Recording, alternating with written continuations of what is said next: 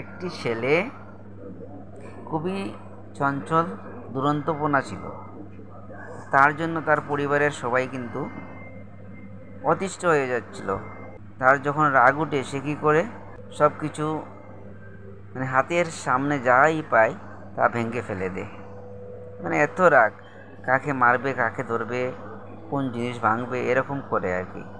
তো একদিন তার বাবা একটি বুদ্ধি করলেন যে দেখি, শেষ চেষ্টা করে দেখি আমার ছেলেটা কি ঠিক করা যায় কি। এত রাগ, কি করে যে আমি ছেলেটাকে রাগ কমাবো।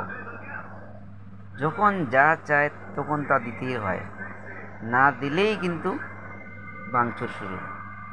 না হয় নিজের কপাল নিজে ওয়ালে মাথা ঠেকাবে, রক্ত বের করবে। এত রাগ।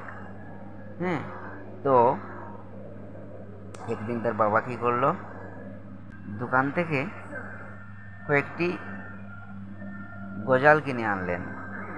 ওনার ছেলেকে বললেন যে বাবা, তুমি এদিকে আসো, তো তুমি এই গজালগুলো নাও এবং তোমাকে আমি একটি হাতুড়ি দিচ্ছি। তোমার তো এত বেশি রাগ না, যখনই তোমার রাগ উঠবে তখনই তুমি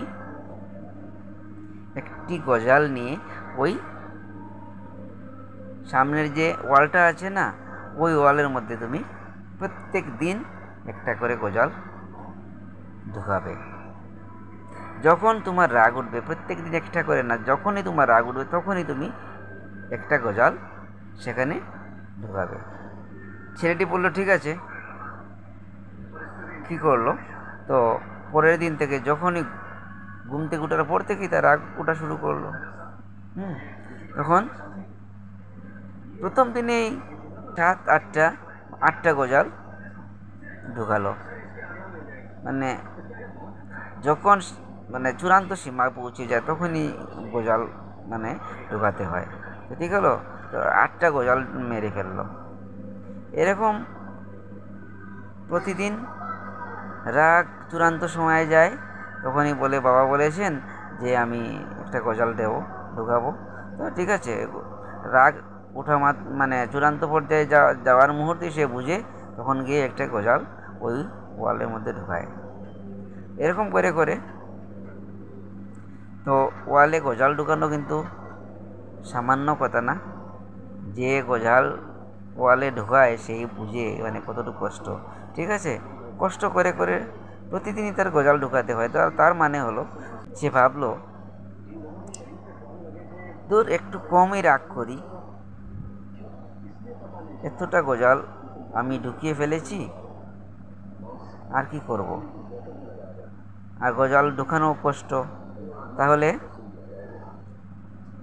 তার বাবা যেগুলো গজাল দিয়েছিল সেগুলো কিন্তু সব ঢুকিয়ে ফেলেছে। তারপরে তার বাবাকে বলল, বাবা তুমি যে গজলগুলো আমাকে দিয়েছো সেগুলো তো সব আমি ঢুকিয়ে ফেলেছি, প্রায় 100খানেক গজাল হবে আর কি। তো বাবা বললেন ঠিক আছে, এখন তোমার যখন রাগ উঠবে তখন একটি একটি করে গজাল খুলে আনবে। যখনই চূড়ান্ত পর্যায়ে রাগ আসবে তখন তুমি একটি করে গজাল উঠাবে, যেগুলো তুমি ঢুকিয়েছো সেগুলো একটি একটি করে গজাল উঠাবে। তারপর কি হলো, এরকম প্রতিদিন করছে। করতে করতে আবার এরকম অনেক দিন গেল, তার গজালগুলো সব উঠিয়ে ফেললো। সব উঠানোর পর বাবাকে বলল, বাবা আমার তো সব গজাল উঠানো হয়ে গেল, এখন কি করি। তো বাবা বললেন, তোমার রাগ কি কিছু কমেছে? বলল, তোমার এই ওয়ালে পেরেক ঢুকানো তো আমার বিরাট কষ্ট হয়, তার জন্য আমি একটু একটু কমই করি। তো প্রথমে যেরকম রাগ ছিল এখন আমার এরকম রাগ নেই। তখন বাবা বললেন, দেখো তুমি যে তোমার রাগ তো উঠেছে, রাগ শেষও হয়েছে, কিন্তু একটা ক্ষতি হয়েছে। দেখো কি ক্ষতিটা হয়েছে, দেখো তুমি যে ওয়ালের মধ্যে গজালগুলো ঢুকিয়েছিলে সেই ওয়ালটা কিন্তু কতটা গর্ত হয়ে গেছে দেখো। 100টা গজাল ছিল, 100টা গর্ত হয়ে গেছে। এখন ওয়ালটার কি হবে? এই গর্তগুলো তো কিছু দিয়ে এখন সরানো যাবে না, আর যদি সরানো যায় তাহলে আগের মতো সুন্দরতা আসবে না। যদি তুমি বালি সিমেন্ট দিয়ে আবার প্রলেপ উপরে দাও, তবুও কিন্তু ওর আগের সুন্দরতা আসবে না। এখন কি করা যায়? তাহলে আমরা কি শিক্ষা পেলাম? দেখো, এরকম তুমি যখন রাগ করবে, তখন তুমি রাগের মাথায় কি করবে? তুমি অন্যকে তুমি যখন কষ্ট দেবে, তুমি যাই করবে, তুমি অন্যের ক্ষতি করবে। রাগের মাথায় কিন্তু তুমি অন্যের ক্ষতি করছো। যখনই তুমি একটা পেরেক ঢুকিয়েছো, ওয়ালটা গর্ত করে ফেলেছো। তো যদি কারোর মনে এরকম দুঃখ লাগে, তোমার রাগ করার পিছনে যদি কারোর মনে দুঃখ লাগে, তাহলে বাবা ওই দুঃখটা কিন্তু তার মনেই লেগে থাকে, সমস্ত জীবনের জন্য তার মনে দুঃখ থাকে।